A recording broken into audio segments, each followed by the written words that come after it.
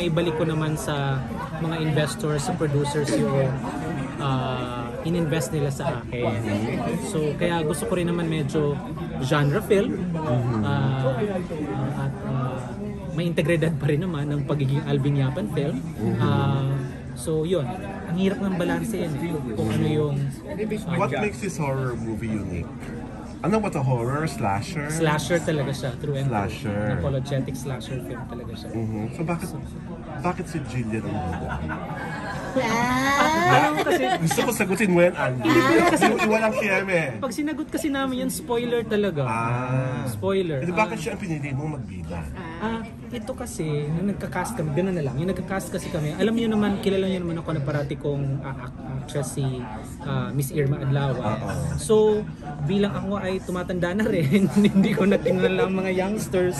So, nagpatanong ako, nagpa-recommend ako kay Miss Irma Adlawa. At siya ang na-recommend kay Miss Irma.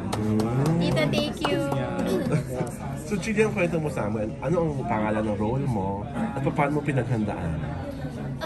Bale, ako po dito si Joyce. May mga barkada po ako.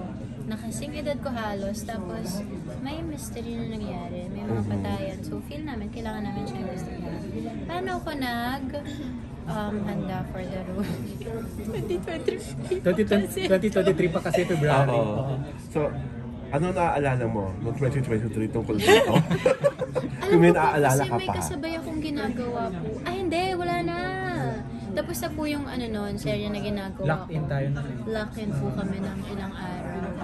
Tapos, syempre po, babasahin ko na maigi yung script. Talagang kailangan ko mapasukan yung character. Nasasapas po naman. Oo naman.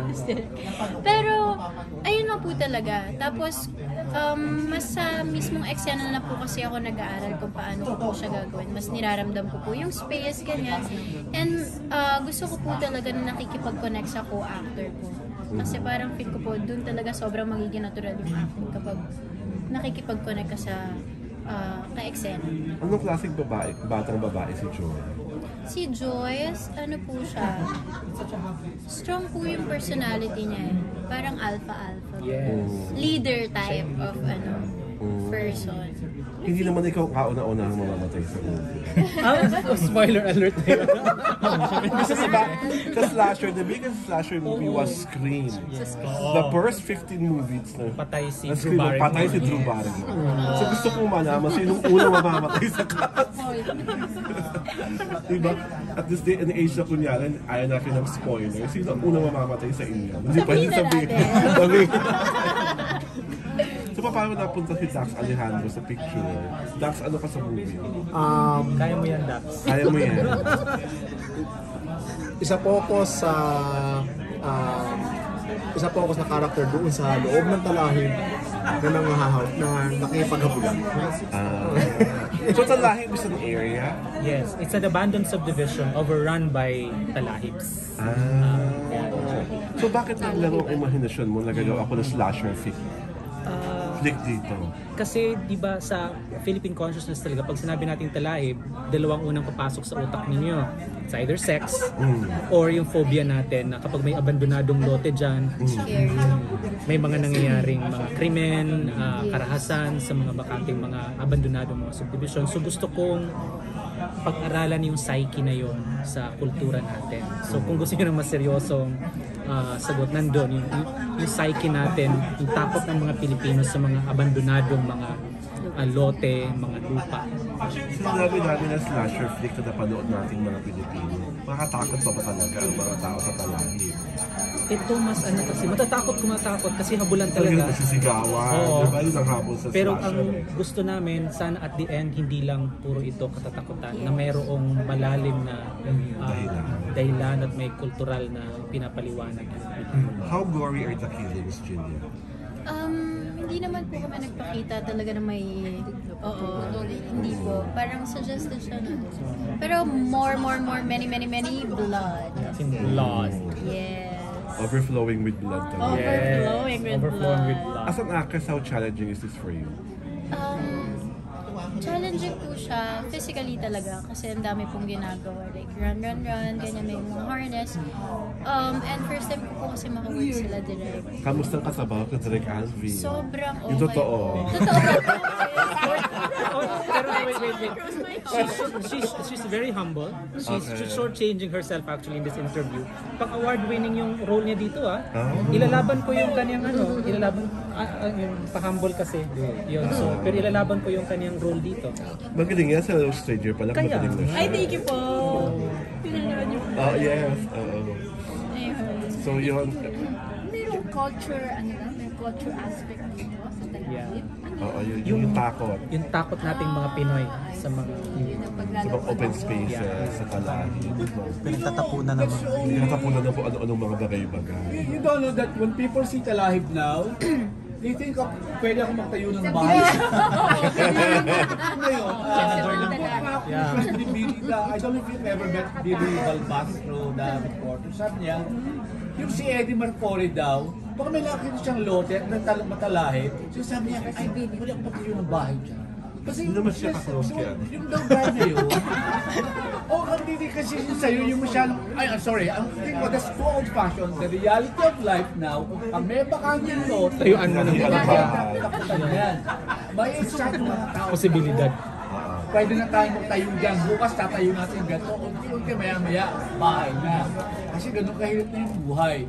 Siguro yung panahon, may panahon na Ganon. na gano'n na Patay. kasi bakang talaga yung matagal na bumuntuhin niya, hindi na yun. Naku, bukas tatayo ako na yung gagapasok ko na yung dami yan. Tatayo. Dahil ngayon kasi pag nakakita ng talahi. All I'm saying is, maybe that kind of interpretation of Talahiban is belongs to a certain era. It doesn't belong to this era. But you're using it, the Talahiban, in the context of now. Yes, ngayong mga panahon na ito. Hindi na kasi kakilala sa Senator Villar. Hindi na kakilala sa Senator Villar na pag nakita ng talahi, akin na yan. Gagawin ko subdivision. Ay, panoorin niyo po talaga. Panoorin niyo po talaga. Hindi na subdivision eh. Yeah. Tayuan mo lang ano ba? Yeah. Oo. Tayuan natin ang... At least yung exciting part na malalaman natin. Maganda discussion ninyo. Pero panoorin kasi pag diniscuss ko na po kasi talaga yan, spoiler na. Oo, okay. So ano in-expect mo sa box office?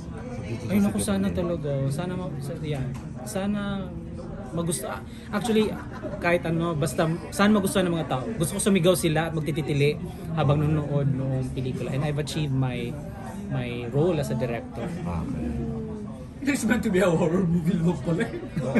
Slasher flick na siya. Meant to be some pastoral story. Gawat. Habulan Wala ka. nang pastoral sa ano. Habulan ng mga pastoral teenagers. Yeah. Habulan ng mga teenagers habang nakatalahiban. So kailan kayo papalabas dito? Wala pa schedule. Nalaman lang namin na nasa final list kami nung Tuesday. At least ako. Ewan ko kay Jay. Thursday. Pero may mga Biglaan pala ito. Kini-confirm tayo ng Tuesday. Why did you want to join this contest, this festival? Honestly talaga because of Direct Brillante. So, kasi nagkataon lang na sa isang pinarangalan namin si Direk Luis Galian sa isang event.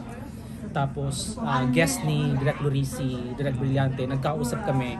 Tapos, oy, i-revive na yung yung Sinag Maynila. O baka interested ka. So yun, I grabbed an opportunity. Yeah. Sign talaga na makasali kayo dito. At kayo lang ang horror slasher. Talaga? May iba pa ba? Hindi ko nga alam. Oo nga, no? Parang kami na yung... Tataw lang direct. Parang kayo lang. May action. Number 1 na kayo. Diba? Laging, tandaan ko sa film fest, laging mataas ang horror. Diba? Paskong Pasko, lahat na tao nanonood ng horror. Bago mag-iyak, manood muna tayo ng Shake, Rattle, and Roll. Ako naman horror na available. Hindi ba nagkakabangungot sa pagkagawa ninyo? Horror eh. May ganun ba, Jillian? Kung naramdaman pag after the shoot? Oo. May sepang. Mga dugo-dugo. Sepangsang po, pero yung takot po na kapag, baka may sumunod. Kasi may shoot po kami sa cemetery. yung location po namin cementerio. So parang creepy naman ito. Tapos ay nalala ko ngayon kasi ang tagal. Wala naman. Call time, Wala ang naman. call time 4 a.m. Yes. 3 a.m. in the morning. Tapos ang pupuntahan namin, sementeryo. Kaya oo. Kasi hinahabol namin yung dilim eh. Yun, so, Oo. Pero wala naman pong nakakatakot na nangyari. Kami na lang po talaga yung nagtataka. Daw lang ngayon. Tapos trip. Congratulations.